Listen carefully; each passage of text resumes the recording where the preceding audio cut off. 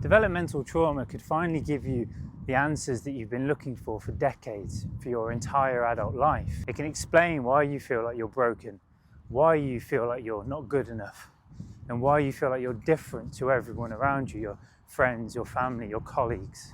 Have you ever felt like you're not good enough in life? Like you're a fraud, you're a fake, you're a phony?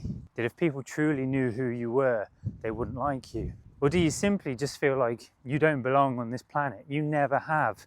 You feel like an outsider. Nobody understands you. If that's true, then I promise you, you're not alone. I'm very much in that with you. And because of that, I see you. And I know that there is a way out. I know that healing is possible. I've been walking that journey for the last 10 years. But like me, you need to stop listening to all the BS out there, all the overwhelm, retraining the brain, techniques, tips, tools for the mind. All the answers lie in the brain. If only somehow you could master this thing in your head, this grey matter, like it's separate to us, like there's us and then our brains. If you stop believing that the answers lie here, and instead they lie in the whole of your body, the very essence of who you are, in your nervous system. If you face the painful truths of the last few decades, then I promise you, you will heal, you will find hope, and you'll start enjoying and loving, dare I say, the person that you are and the person that you're going to become. And more importantly, the person that you always were.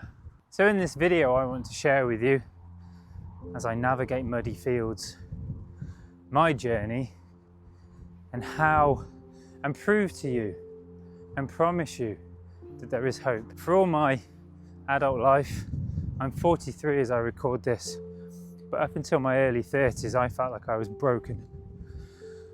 I felt like I was fundamentally flawed. I felt that there was something wrong with me. Maybe I was wired differently. Maybe I was dropped on my head at birth. I couldn't answer, but I just knew something wasn't right.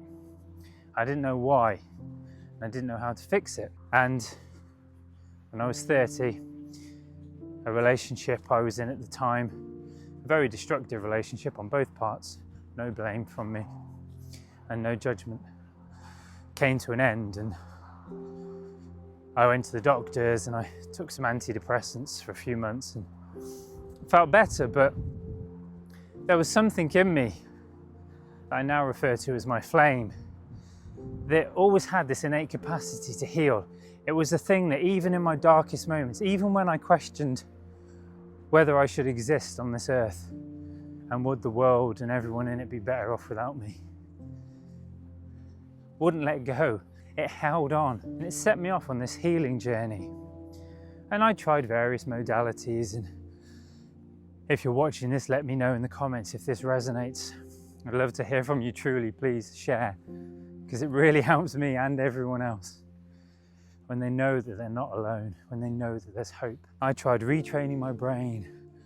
I wondered why I couldn't just get up at 5 a.m. and go for a run, and the hustle, the grind, why I just couldn't do it, why I couldn't succeed with these things. And then I stumbled across meditation and mindfulness, and that actually really helped. That kind of calmed and quietened my monkey mind that was always looking for distractions and the next thing and shiny object syndrome. And that really, I think, opened me up. And I had some wonderful healing moments while I was doing it. But I still didn't get to the root cause of why I was so insecure, why I didn't feel like I deserved to be loved, why I didn't feel like I was good enough, until a chance event, and I talk about this in another video, which I'll link to at the end, because I don't want you to miss out on this one.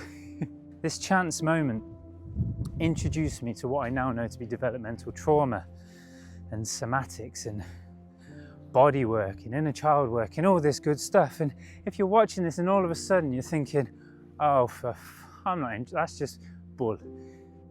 I promise you now, I guarantee you now, because I went down the spiritual road, I went very woo-woo, and I've come back to understanding the truth that healing has to be done top down, and bottom up. We thought the mind was the seat of the soul, the brain.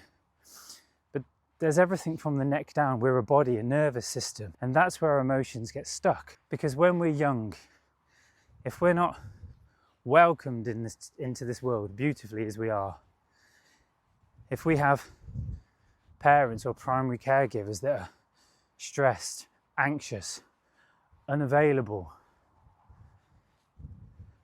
rigid in their beliefs, controlling, if they haven't healed their stuff, then to protect the attachment to them, you may have heard of attachment theory.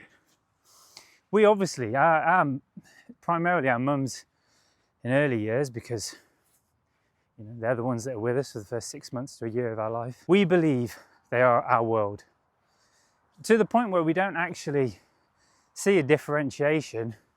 Obviously, our prefrontal cortex isn't online, so this isn't conscious stuff. This is survival stuff built into us from birth. We see them as our very survival. We actually see them as us. There's no split.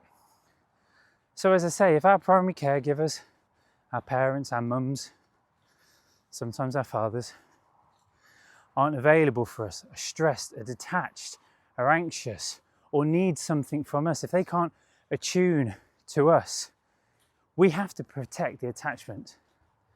So for our very survival, we split from ourselves. We say, well, hang on, they can't be broken. Must be something wrong with me. I must be broken. Because if they're broken, I can't fix that. I can't deal with that. That ain't good. That could end in death. And this very much does feel like death, life or death to us, because it is. We need our parents. We're pretty useless as babies. So we split. And of course this is unconscious, but we tell ourselves that we're broken. And that's okay, because somehow there's this unconscious belief that if we're broken, we can fix it later along the lines. And that gets trapped in our nervous system, that feeling of not good enough, not enough, that broken sense we carry then into adult life. Unfortunately, there is no biological mechanism where we just suddenly realize that isn't true. And until we stop to look at it, until we stop ignoring and trying to distract from the painful emotions within us, then that stuff never gets healed. Because if you go back to the start of this video, I asked the question, have you ever felt like you're not good enough, that you're broken? Because now I do appeal to the present adult that I'm talking to now. Is there a real reason?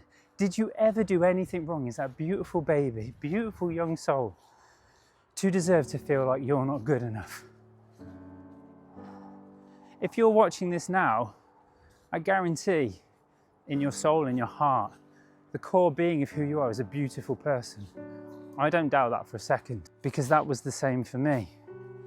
There was a part of me that always knew that I was a beautiful soul, but something kept telling me that I wasn't. Something kept telling me that I'm broken. And if this resonates, let me know in the comments below. And it was that thing, that reason. Well, why, John? Why do you feel so crap about yourself? Why do you feel like you don't even deserve to exist? And when I discovered this stuff, when I worked on this stuff and eventually retrained to become a therapist, then it all started to shift, because I was able to look at those painful emotions underneath, and all the techniques out there just serve to try and distract from us and try and retrain our brain. But as I say, that's top-down thinking.